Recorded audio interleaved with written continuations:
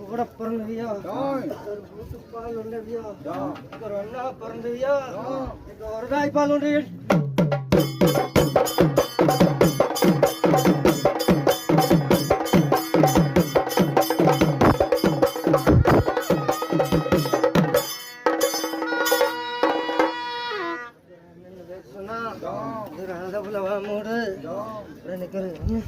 கண்ணு துடிக்குது